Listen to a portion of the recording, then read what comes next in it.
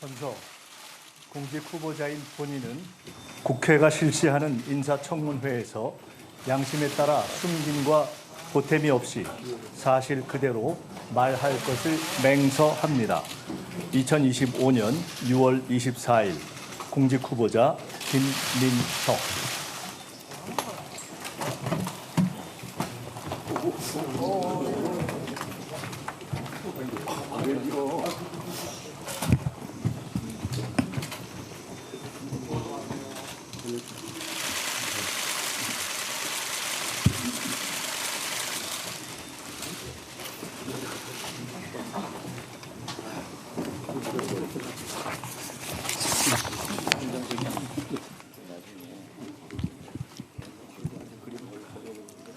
다음은 후보자의 모두 발언을 듣도록 하겠습니다. 후보자께서는 발언대로 나오셔서 인사해 주시고 모두 발언을 해 주시기 바랍니다.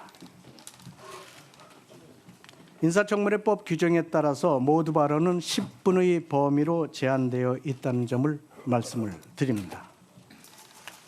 존경하는 이종배 위원장님을 비롯한 인사청문 특위위원님, 바쁘신 의정활동 중에 저의 인사청문회를 위해서 수고를 아끼지 않으신 위원장님과 위원님들께 존경과 감사의 인사를 드립니다. 부족한 저를 총리로 지명해 주신 대통령님과 큰 기대와 관심으로 청문회를 지켜보시는 국민 여러분께도 감사의 인사를 드립니다. 빛의 혁명을 통해 출범한 이재명 정부 첫 국무총리로 지명되어 이 자리에 섰습니다. 제겐 큰 영광이 아닐 수 없습니다. 하지만 지난 겨울 한파와 눈보라에도 굴하지 않고 국민 주권과 민주주의를 지켜주신 국민 여러분의 기대에 부응하고 역사적 소명을 다해야 한다는 무거운 책임감이 더 크게 느껴집니다. 저는 총리로 지명된 이후 지난 20여일 동안 한편으로는 청문회에 성실히 임할 준비를 하면서 다른 한편으로는 새 정부가 어떤 방향과 속도로 일해야 하는지를 고민하고 성찰하는 시간을 가졌습니다. 그것이 정책 청문회를 준비하는 성의 있는 태도라고 믿고 쉼 없이 학습에 임했습니다.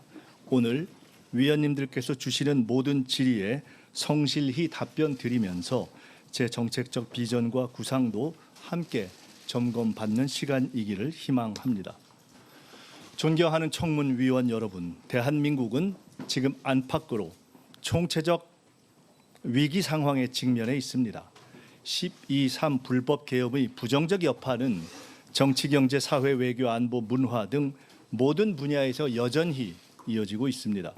대외적으로는 복합경제 위기, 공급망 재편, 중동 정세 불안 등 급변하는 국제 정세가 우리 경제와 외교, 안보 전반에 큰 부담으로 작용하고 있으며 국내적으로는 민생 경제 어려움 극복과 정책 신뢰 회복, 사회 갈등 완화 등 구조적 과제들이 산적해 있습니다.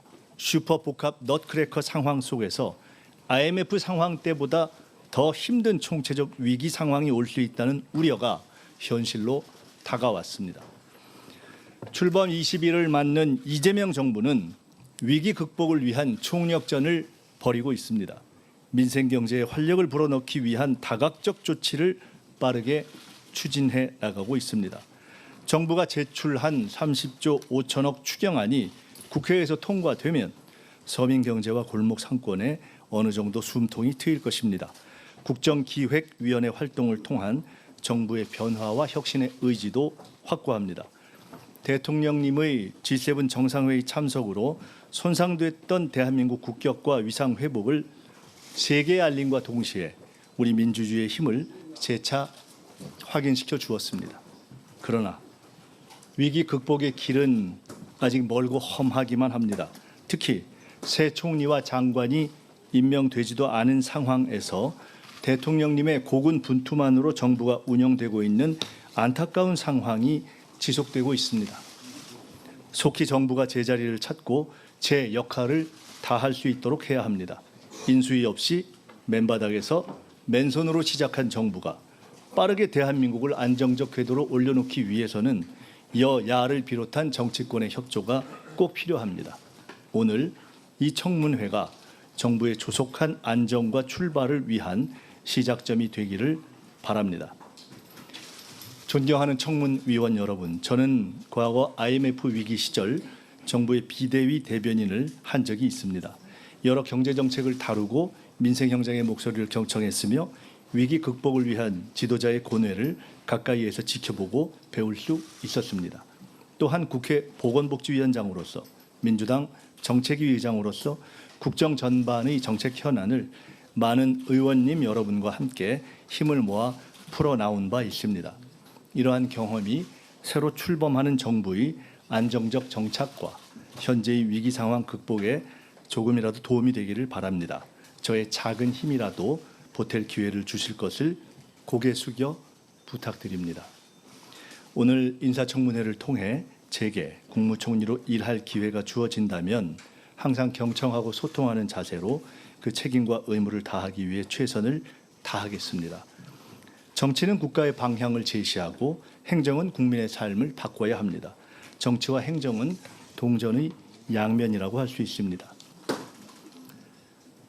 국무총리는 국가의 정치와 행정을 이끄는 대통령님을 보좌하여 내각을 이끄는 대국민 참모장입니다. 새로운 정부에 부합하는 새로운 모습의 총리가 되고자 합니다. 과거에 머무르지 않고 혁신하는 총리, 의전에 갇히지 않는 실용적 총리, 책상에서만 일하지 않는 현장형 총리, 일방적 지시가 아닌 경청하는 소통형 총리가 되고자 힘쓰겠습니다. 국민을 위한 국정의 방향 또한 제대로 정립해 나갈 것입니다. 첫째, 실기하지 않겠습니다. 향후 100일 동안 실행 가능한 정책들을 속도감 있게 추진하여 지난 정부에서 미흡했던 부분을 바로잡아 나가겠습니다. 국민 살림을 살피고 경기의 활로를 여는 것이 무엇보다 시급합니다. 고물가와 불경기로 어려워진 민생 살리기부터 시작하겠습니다. 둘째, 우선순위를 명확하게 하겠습니다. 현재 우리 앞에 당면한 위기의 실체와 근원이 무엇인지 명확히 파악하고 정확한 진단과 대처를 통해 우선순위에 따른 해결 방안을 모색해 나가겠습니다. 셋째, 대한민국 미래를 위한 성장 동력을 마련하겠습니다. 강력한 규제 혁신, 과감한 투자를 통해 AI, 반도체, 바이오 등 첨단 산업을 육성하고 향후 대한민국의 먹거리를 마련해 나가겠습니다. 넷째, 사회적 대화 모델을 구축해 나가겠습니다.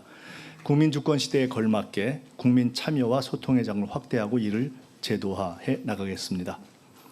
존경하는 이종배 위원장님과 위원님 여러분, 이 청문회는 저 한 사람에 대한 자격 검증이자 동시에 새 정부가 국민 앞에 제대로 서기 위한 준비 과정입니다. 국민은 지금 빠르고 유능한 정부, 소통하고 책임지는 정부를 원하고 계십니다. 국가 위에서 충성하겠습니다. 정부 안에서 책임지겠습니다. 국민 곁에서 경청하겠습니다.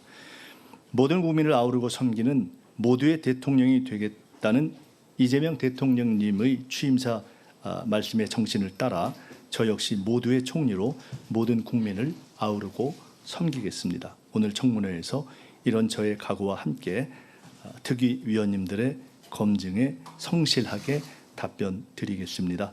국무총리로 일할 기회가 주어진다면 위원님들께서 주신 정책 제언을 임기 내내 가슴에 새기도록 하겠습니다. 국민 앞에서 늘 낮은 자세로 일하겠습니다. 감사합니다.